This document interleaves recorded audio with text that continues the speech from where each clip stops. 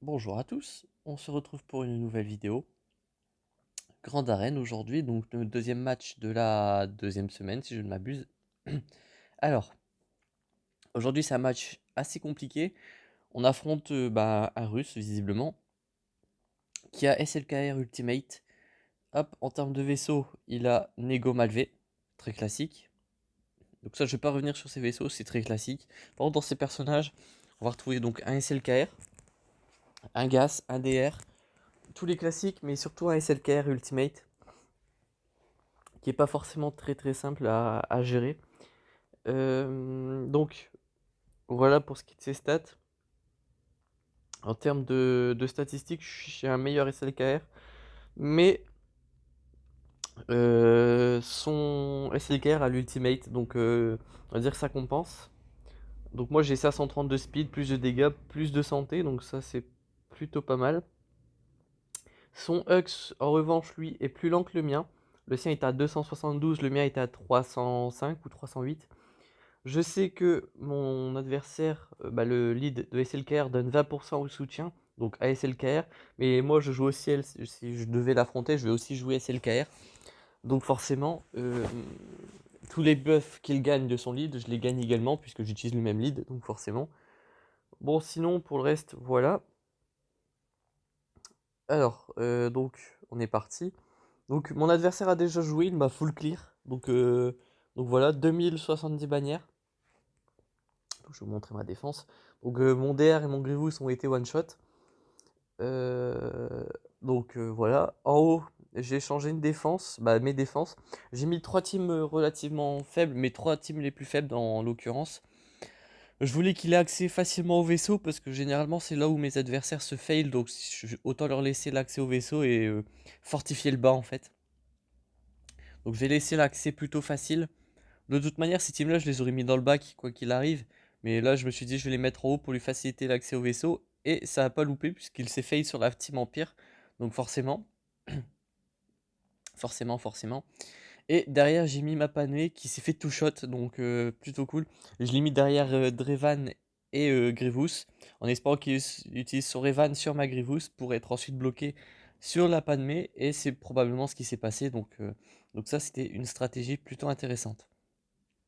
Aujourd'hui, voilà, je suis assez rapide sur les défenses.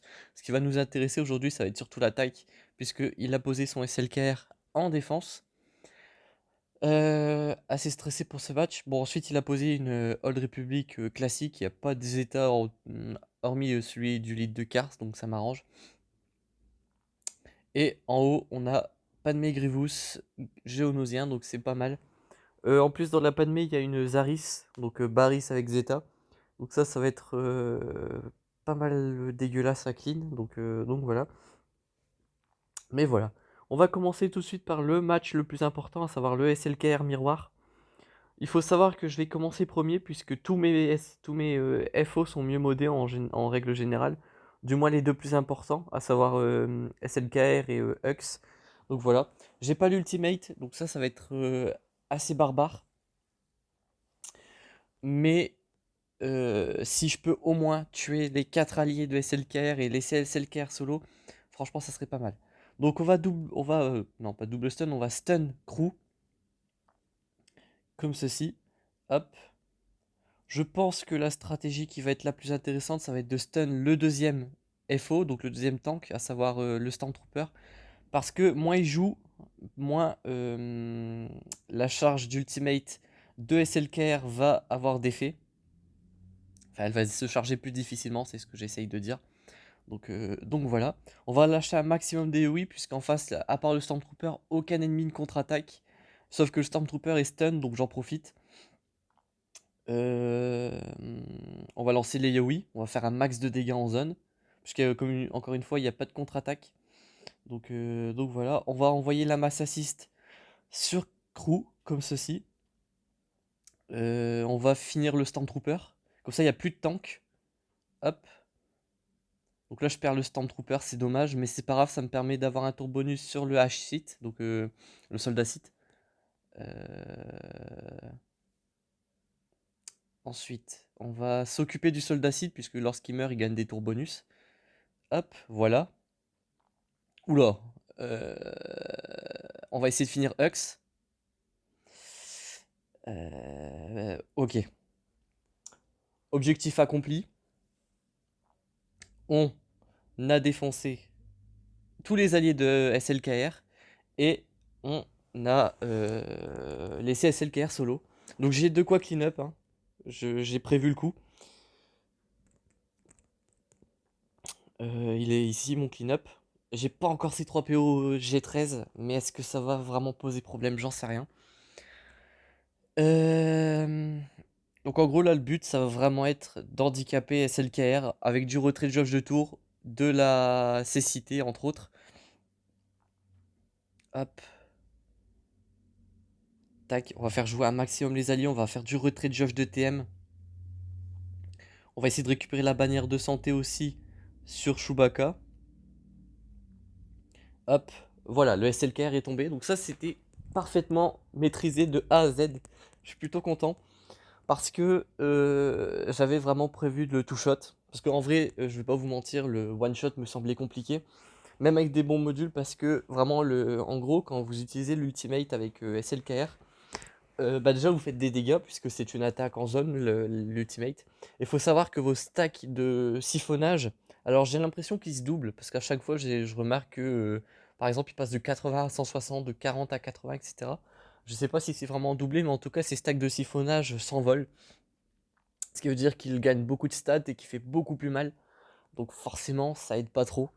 Donc ça me semblait impossible vraiment de faire SLKR miroir et de one shot sans l'ultimate pour ma part. Donc voilà, du coup j'ai prévu le clean-up CLS qui est un clean-up qui marche super bien puisque bah, en fait vous faites du 1vs5 techniquement et vous avez vraiment tout ce qu'il vous faut pour empêcher SLKR d'être gênant. Donc retrait de jauge de tour, la confusion pour éviter ses bonus, la cécité pour qu'il rate ses attaques. Enfin vous avez vraiment de quoi donc c'est plutôt cool. Malheureusement on peut pas stun une GL, du moins pas SLKR, ça c'est sûr. Donc forcément ça aide pas trop. Mais voilà. Ouh. Je vais faire tout de suite le deuxième combat qui me stresse le plus, qui est la Padmésaris. Donc avec la Baris elle a la Zeta au moins on est d'accord? Oui elle a la Zeta.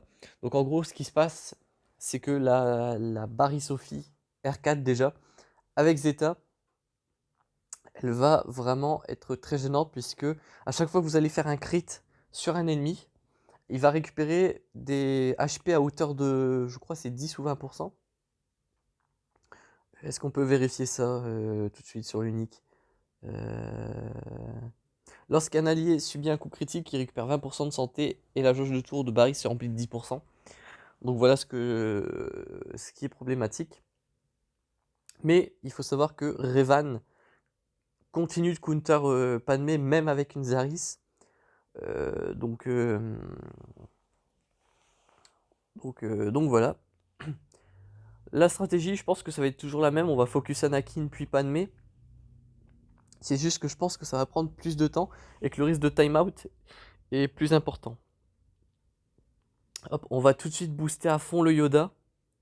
Hop, basique, etc. Ensuite, on va poser une marque et l'immunité aux améliorations sur Anakin. Hop, on va aller directement sur Kenobi pour mettre les boosts. Comme ça, le tour en dehors, bah, l'attaque en dehors du tour de Yoda va vraiment être là pour bah, vraiment juste avoir les bonus. Alors là, c'est assez chiant, sans vouloir être vulgaire. Hop, ah ouais, c'est assez relou. Hop, on va mettre ça pour swap la jauge de tour. On va se gagner des bonus, notamment un bonus d'attaque très important. On va mettre une basique. Basique. On va booster la jauge de TM de Yoda. On va achever Anakin. Parfait. Hop, on va essayer de récupérer rapidement nos tours, notamment pour avoir la prévoyance avec Yoda. Hop, donc là on peut mettre une basique, c'est pas très important. Hop, on a déjà récupéré la marque avec Revan, donc on est sur un plutôt bon timing. On dispel, on distribue plutôt les bonus, prévoyance, bonus d'attaque, etc.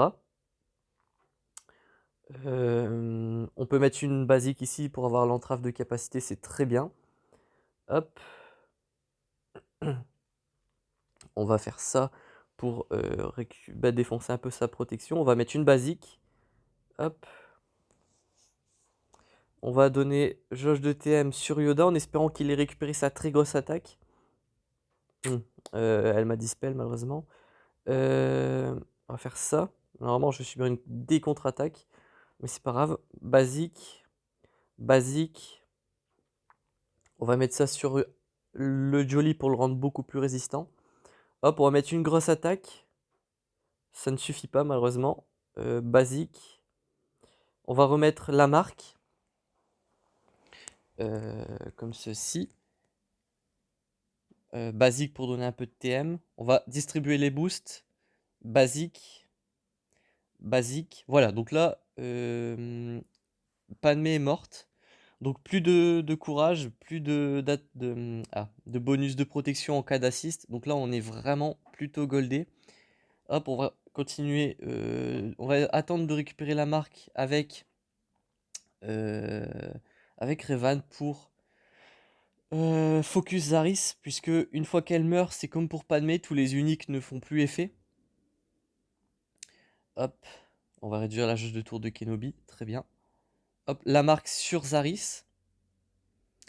J'aimerais bien c'est récupérer notamment le dispel de Bastille. Pas besoin, ok. Bon, ça va en fait. La stratégie reste la même, mais faut vraiment pas se tromper sur les focus. Si vous, par accident, vous lancez une marque sur Kenobi, ça peut être vraiment dramatique. Parce que vraiment, Kenobi avec Barry Sophie est indestructible. Donc ça, faut bien faire attention. Hop. Parfait, il a contre-attaqué, donc forcément il joue en dehors de son tour, donc il a récupéré de la prot. Ok, donc là on est plutôt goldé encore une fois. On a tombé la Padmé avec Baris, donc j'étais un peu stressé parce que vraiment j'ai joué très vite. Parce que vraiment les Baris Sophie, si vous jouez lentement, si vous prenez trop le temps de réfléchir, c'est time out assuré. Si vous vous trompez de focus, c'est le time out assuré, donc faut bien faire attention. Faut savoir qu'une Padmé full relic sans Baris, je la clear en 2 minutes 30 dans ces eaux-là à 10 secondes près. Et qu'une Baris, c'est vraiment beaucoup plus élastique en termes de timing. Je peux vraiment achever le dernier ennemi à 10 secondes, comme à 1 minute 30 de la fin, comme ça a été le cas ici. Donc faut bien faire attention. Mais en soi, le focus reste toujours le même. Ça reste Anakin en premier, euh, Padmé en deuxième, et Zaris en troisième, si vous pouvez. En fait, si je dis Zaris au lieu de Baris, c'est juste que je remplace la première lettre de son prénom par un Z pour signifier qu'elle a le Zeta. Donc ça fait Zaris au lieu de Baris, mais vous avez compris, je pense. Donc voilà. Donc on est parti, on va clear le bas. Donc là, j'ai toujours mon Kylo solo pour l'ancienne République. D'ailleurs, vous inquiétez pas, j'ai fait un two shot sur la SLKR, mais c'est pas très grave puisque mon adversaire s'est fail 2 fois. Donc à condition que je full clear de façon assez efficiente, ça devrait le faire. Donc c'est plutôt cool. Donc voilà, bon là, c'est toujours la même histoire. Donc on focus Zelbar. On va prendre assez cher aussi. Enfin, assez cher. Non, pas du tout, mais on va se faire beaucoup attaquer. Euh, Tac, on va mettre la rétribution. Parfait. Une grosse attaque pour récupérer masse prot. Parce que bon, c'est pas qu'il commence à faire mal, mais il commence à faire mal. Hop, j'ai pas mal de ténacité visiblement. Je crois que j'ai une croix de ténacité en stade primaire sur le crew, enfin le Kylo. Ce qui rend parfois les malus un peu compliqués à rentrer. Hop. Donc là, on va vraiment mettre une énorme claque à Zelbar. S'il meurt pas des rétributions. Non. J'ai pu mettre la grosse claque. Très bien. Là, on va vraiment essayer de déglinguer la mission. Hop, comme ceci. À pas sortir de son contexte. Je vous remercierai. Hop, on défonce mission, parfait. Toujours pas sortir de son contexte, s'il vous plaît. En vrai, j'aime bien laisser Canderous en dernier, puisque en fait, il me met beaucoup de petites attaques qui font vraiment pas de dégâts. Et ces petites attaques, elles me boostent de genre quelque chose comme 10% par coup. Donc là, vraiment, il me booste à fond. Et hop, je rentre des one-shots sur Joania à 107 000. Donc c'est plutôt violent, hein. Hop. Donc s'il y a un perso du premier ordre que vous devez monter sans vraiment monter les autres, c'est Kylo, vraiment, hein. Très clairement, ça vous permet de faire des solos sur des petites teams du genre All Republic, Phoenix, Ewok, sans logré. Sans logré, pardon. Donc c'est vraiment un bon perso à monter. Donc voilà. Bon, derrière, je m'attendais pas à ce qu'il y ait vraiment de dinguerie, hein. Si vous voulez, mon adversaire, il a posé un SLKR Ultimate sur le devant. C'est pas pour mettre un gas et un DR derrière, quoi. Donc ça me semblait logique et raisonnable. Mais c'est pas pour autant que ça va être facile, parce que là, on peut remarquer une full FO relique, ce qui est pas vraiment étonnant. Mais ouais. Déjà, je vais gas la Grievous. Ça me semble vraiment indispensable. Et il va falloir que je traya la Géonosien. Donc on va aller dans les sites. Hop. Je vais mettre mon Doku et mon Maraudeur. Pour la simple et bonne raison que j'ai quelques bannières d'avance. Bon, le but, c'est pas non plus de vraiment perdre toutes les bannières et de se sentir vraiment trop fort. Trop belle, surtout à la fin. Mais on peut s'autoriser quelques bannières en moins. Et là, si je perds le Maraudeur ainsi que Doku, c'est pas dramatique. Doku ici, en plus, va avoir une superbe fonction de stun et de choc, notamment sur la brute. Donc si ça peut rentrer, c'est parfait. Donc on est bon. En plus, il joue plus vite que tout le monde. Donc il peut rentrer instantanément le stun plus un choc. Donc ça, c'est plutôt cool. On va vraiment essayer de protéger Nihilus à fond, hein. Là, je vais peut-être envoyer des contre-attaques, c'est ça.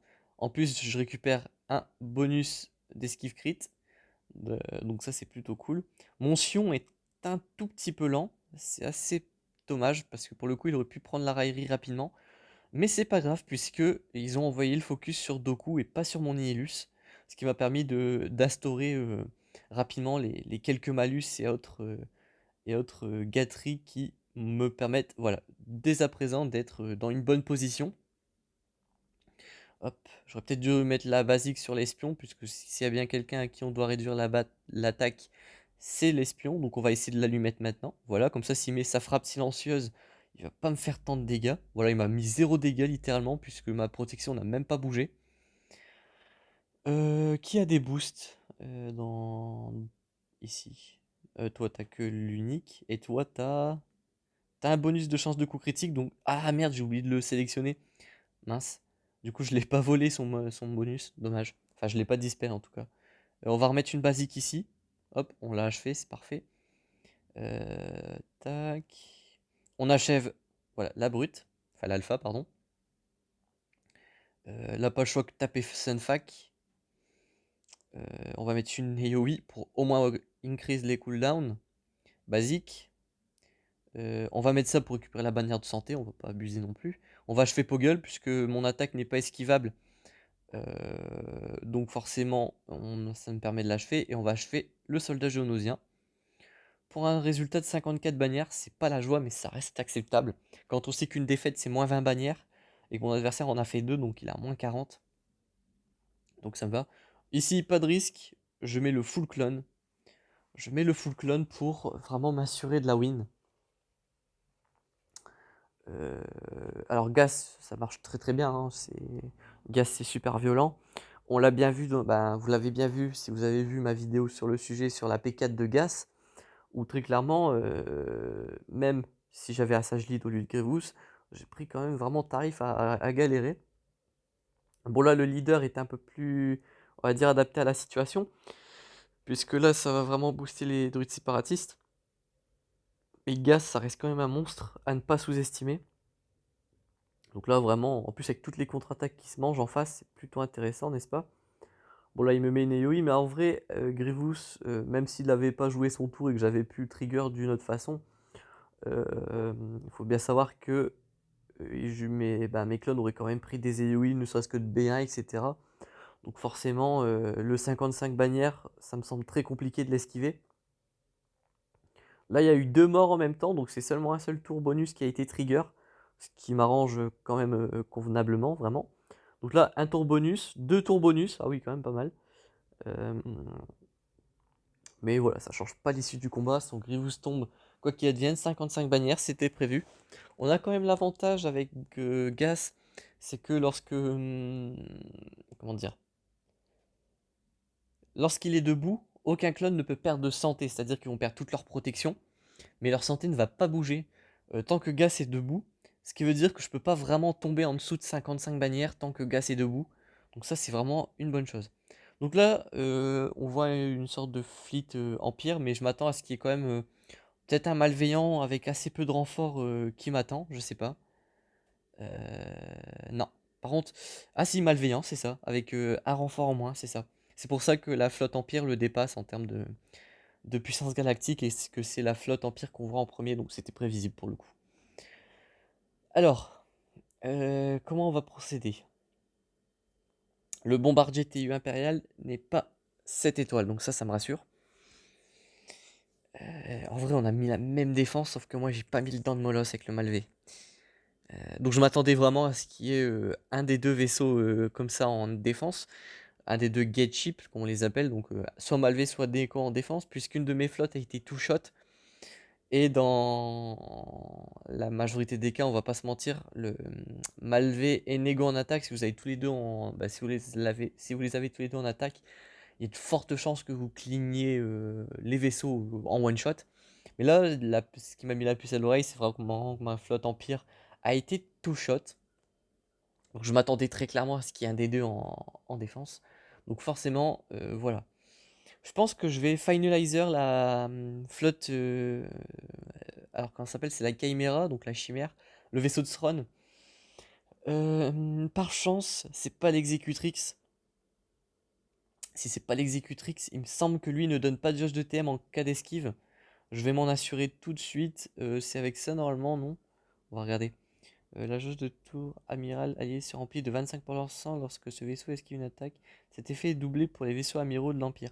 Ah si, peu importe le vaisseau amiral, il y a du gain de TM pour le vaisseau amiral justement. Et c'est doublé pour l'Empire, donc 50% pour Thrawn. Ouais, bon, en soi, ouais, ça me change pas trop, on va dire. Mais aussi, ce qu'il faut savoir, c'est que l'exécutrix, et ça je vais vous le montrer tout de suite. Hop. Donc l'exécutrix, lui, il est très très fort puisque les alliés obtiennent un bonus de 20% d'attaque pour chaque ennemi souffrant d'un affaiblissement. Ce bonus est doublé pour les alliés de l'Empire, donc 40%. C'est-à-dire que lorsque votre bombardier impérial il rentre son AOE avec la brûlure, chacun de vos vaisseaux va rentrer des dégâts à hauteur de 40% supplémentaires de ce qu'il aurait infligé de base. Donc c'est vraiment extrêmement puissant. Et lorsque vous invoquez un renfort, il a automatiquement la rétribution. Si... Ah, j'ai des trucs qui tombent chez moi, enfin bref. Il n'y a même pas besoin que ce soit de l'Empire. Et si vous avez votre Tarkin G11, la jauge de tour de tous les alliés se remplit de 20% lorsqu'un vaisseau est détruit. Donc, euh, donc voilà, faudrait que je le up un jour, level G11, même plus. Je crois que c'est un prérequis de si en plus, le Tarkin. Donc ça serait pas déconnant de le up. Donc à terme, pourquoi pas. En plus, c'est un personnage que j'adore, Tarkin, donc voilà. Donc on va se faire un Finalizer versus Empire. Euh, Je suis en train de me poser la question. Est-ce que j'utiliserai pas le Don Molos pour m'assurer? Ça serait pas déconnant, hein, premier ordre. Ça me ferait des bannières dégueulasses, j'en ai absolument conscience. Mais on a été quand même assez efficient sur les personnages. Et là, si je me foire et que je perds, ça va pas m'assurer la win en fait. Alors que là, si je le one shot, même si je fais des bannières assez peu conséquentes, ça restera quand même toujours mieux que un two shot. Donc ouais, je pense que je vais faire ça. Surtout que le malveillant, c'est quelque chose que j'affronte tous les jours en arène des escouades, avec des compos toujours différentes et toujours, voilà quoi, toujours très, très variées. Et je perds assez rarement, donc voilà. Donc on va stun le Vador. Euh, Lui, on va impérativement l'empêcher de gagner de la jauge de TM. Donc on lui met ce buff qui peut pas esquiver. On va impérativement essayer de le stun. Parfait. On va mettre la raillerie sur le dent de Moloss. On va stun à nouveau le Dark Vador. On va impérativement s'invoquer le TIE/S du premier ordre. Comme ça, on va achever le vaisseau de Vador. Comme ceci. On va vraiment le légumiser le bombardier. Parce que vraiment, tant qu'il joue pas, il a ni raillerie, il a vraiment rien. Donc ça, c'est plutôt cool. Hop, basique. On va invoquer le TIE Silencer avec la basique du vaisseau amiral. Parfait. Donc là, vous voyez, vraiment, il peut rien faire. Donc c'est vraiment super cette flotte, j'adore énormément. On va mettre une AoE. Le TIE, en plus quand j'ai lancé l'AoE, je me suis dit pourvu que le TIE impérial ne l'esquive pas. Donc ça c'est plutôt cool. Ça c'est plutôt bien puisque en gros ça va vider la jauge de tour du personnage visé et ça va remplir la jauge de TM des alliés. Moi je l'utilise toujours sur la navette parce que en fait que je l'utilise sur lui ou pas, bah, ça va vider sa jauge de tour puisque ben, la jauge de tour elle se vide quand vous utilisez une capacité. Donc je l'utilise toujours sur la navette. Comme ça booste bah, la jauge de TM des autres. Et voilà, j'ai pu tomber là le bombardier impérial. Donc j'ai vraiment tombé les deux vaisseaux les plus importants. Il y a toujours le danger vraiment d'avoir des gros dodge sur le TIE du premier bah, impérial. Mais voilà, donc ça normalement il peut pas l'éviter. Cette capacité ne peut pas être esquivée et peut être utilisée dès le début de la bataille. Donc on va l'utiliser sur le pilote pour lui mettre des dégâts. Parfait. On va tenter le tout pour le tout, il lui rentrer une attaque qui n'a pas été dodge, c'est très bien. On va récupérer la raillerie. Hop. Et on va l'achever ce combat. Parfait. Parfait. 59 bannières, je vous l'avais dit, c'est pas horrible. Alors pourtant j'ai très bien maîtrisé le combat, mais vu que j'ai pas le finalizer 7 étoiles, j'ai pas la dernière case pour faire escouade réduite. Donc ça c'est dommage. J'aurais peut-être dû pas je n'aurais dû pas mettre. Non, je n'aurais pas dû mettre, pardon, le deuxième TIE, ça m'aurait fait 4 bannières en plus, donc un petit 63.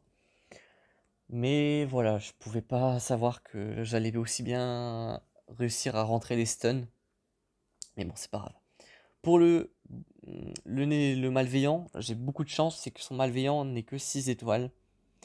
Son druide vautour n'est que 6 étoiles. Donc voilà, et ces géonosiens sont G12 et pas G13, donc moins dangereux. Donc ça me va.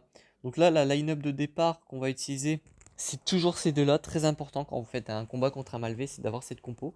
Puisque vous pouvez tour-shot jusqu'à 2 vaisseaux, ce qui est quand même assez intéressant. On va mettre un BTL, il va me falloir un tank, parce que en début de combat, les ennemis sont assez violents. On va se mettre un Plo Koon, parce que Plo Koon est impératif pour le counter du Malvé. La question maintenant, c'est de savoir si je prends autre chose. Et je pense que la réponse, ça va être oui, mais ça va pas être un vaisseau de la République Galactique que je vais prendre, ça va être le Faucon Millennium.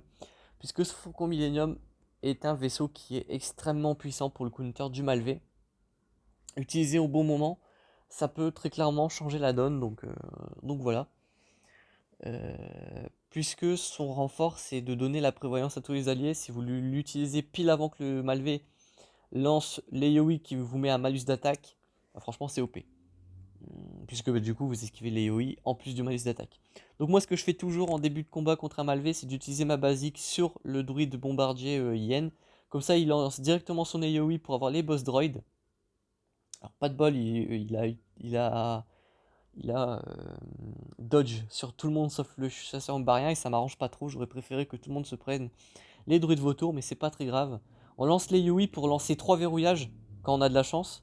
J'en ai rentré aucun. Là, je suis dépité, sa mère. Enfin bref. AoE. Là, vraiment, le but, c'est de tomber le vautour rapidement. On va essayer. Hop. Ah, je le tombe vraiment pas. Hein. Catastrophe. C'est le pire combat contre un Malvé que j'ai rentré de ma vie, hein, je le jure. Tac, tac, tac, tac, tac. Alors, dans mon malheur, si j'arrive à tomber le bombardier, en vrai, ça me sortirait un peu le cul des ronces, j'ai envie de vous dire. Tac, tac, tac, tac. On va mettre ça, histoire de se donner un bonus d'attaque sur Anakin. On va se sécuriser en étant sûr d'avoir la raillerie sur le BTL. On va essayer d'achever le bombardier. Parfait. Le Slave One, ok, pourquoi pas. Donc ça me va. C'est vraiment pas un super renfort pour un Malvé. Les Yowie, on va achever le druide vautour original. Hop, parfait.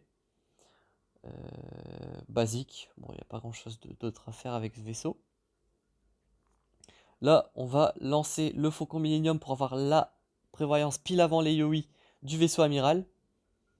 On en profite pour achever voilà, le truc. Donc là, voilà, il lance vraiment pile au bon moment les Yowie. Juste avec le. Comment ça s'appelle la prévoyance. Donc là, vraiment, tous mes alliés ont esquivé le malus d'attaque. Et moi, je peux achever le combat sans difficulté. Donc là, j'achève le dent de molosse, parfait. Et les deux autres se replient puisque c'est des invocations. Donc c'est un peu comme la brute dans un combat contre une brute, contre les Geonosiens. Donc voilà. Donc c'est plutôt cool. Donc 66 bannières en plus, donc c'était très efficient, j'aime beaucoup. Donc voilà.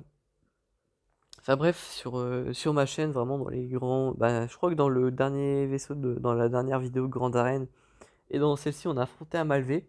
Donc si vous avez besoin de vous revoir la strat pour faire du négociateur versus Malvé, prenez vraiment cette vidéo. Et je crois vraiment la dernière vidéo, j'ai fait un combat contre un Malvé. Je sais plus, j'ai vraiment une courte mémoire. Enfin bref. Donc ça record toujours, c'est bien, il n'y a pas de bug, cool. Donc là, on n'est pas encore sorti d'affaire parce qu'il y a un gros Kylo R7 là qui va vraiment piquer.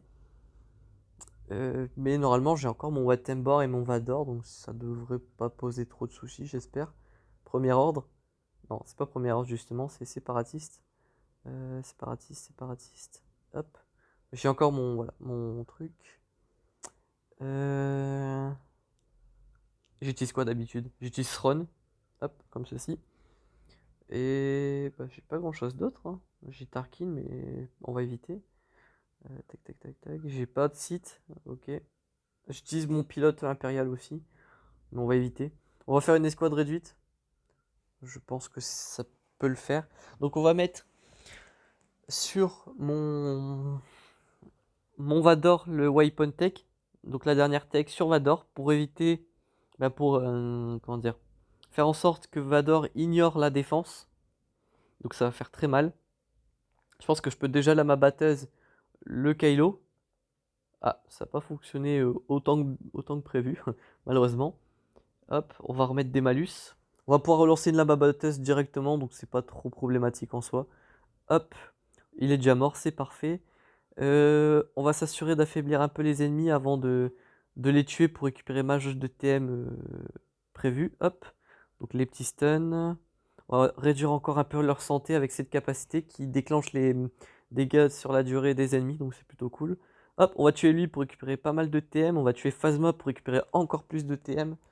Et on va achever l'exécuteur. De toute façon, dans tous les cas, il meurt des dots, mais voilà, on est plutôt good. Donc 61 bannières, c'est gratuit. Hop, donc là, honnêtement, ouais, là vraiment, je pense qu'il faut pas que je fasse 50 000 bannières, juste que je gagne le combat en one shot. Donc on va faire ça. On va prendre le petit Mendo. En vrai, je me pose une petite question. Je reviens à 2 secondes, je vais faire quelques petits calculs et on se retrouve tout de suite. Donc me revoilà. Si je fais 60 bannières sur le match, je suis à 2104 bannières. C'est-à-dire que je le battrai de 34 bannières, donc je peux perdre des bannières sur le combat, c'est pas très grave. Donc ce qu'on va faire, c'est qu'on va prendre Boss Lead, Django.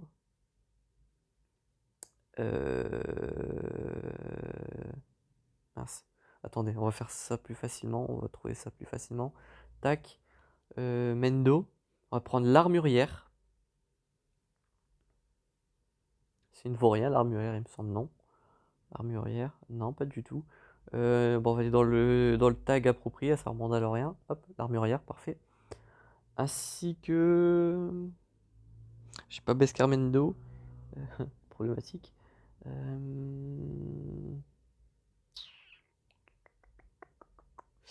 Je sais pas qu'est-ce que je peux utiliser. En gros, le but, ça va être de faire en sorte que Django et l'armurière vont tuer tous les ennemis. Et le Mandalorien aussi. Donc en gros, faut pas que Bossk joue, c'est l'idée. Voilà. Tac. Je pense qu'on est bon.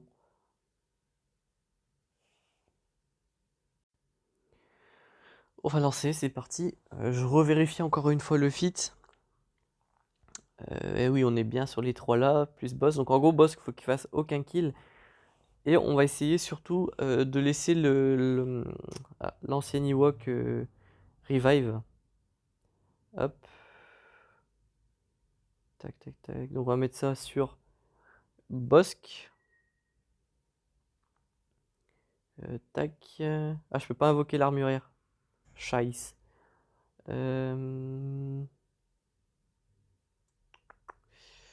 Tac.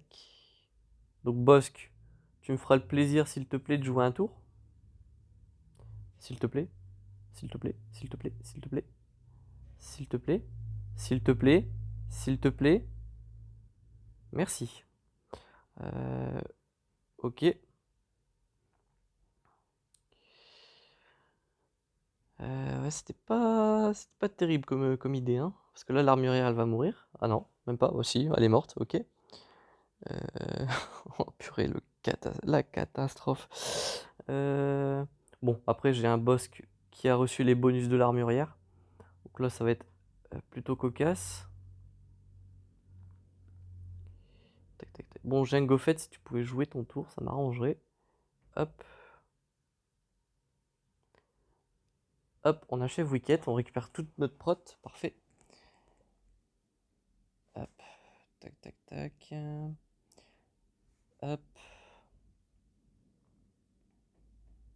En plus, avec la destruction d'armure, ça lui fait un malus constant. Donc dès que je peux le toucher, normalement, avec Django, il va toujours mettre 2 hits. Hop, on va se mettre un peu de heal. Bon, c'était vraiment pas le bon plan, l'armurière plus Mendo. Si j'avais mis Watt, en vrai, ça l'aurait fait largement, hein. Hop, ça fait un kill de plus, parfait. Bon, là, en vrai, ils peuvent rien me faire, puisqu'en fait, mon boss qui est indestructible avec les bonus de l'armurière. Et je te parle même pas du Mendo sous immunité aux dégâts, hein. Euh, ouais, ouais, ouais. On va essayer de risquer de pas se manger un timeout, ça serait plutôt intéressant. Hop, basique ici. Tac. Tac. On va attendre. Hop, une basique ici, parfait. Donc je suis à 3 ou 4 kills, je crois. Hop. Je sais pas si celui-là il a compté, mais on va dire qu'il a compté. Donc 55 bannières, c'est pas beaucoup, mais normalement je le bats en bannière assez aisément. Voilà, 2099. Donc vu que j'ai perdu 5 bannières, au lieu de faire 2104, je fais 2099, mais voilà. Donc c'est une win. Ça aura été laborieux, n'est-ce pas? J'ai dû affronter un SLKR Ultimate quand même, mais j'ai réussi. Donc en tout cas, j'espère que ce match vous aura plu, parce que moi il m'aura vraiment plu. On se retrouve très bientôt pour la finale. D'ici là, portez-vous bien.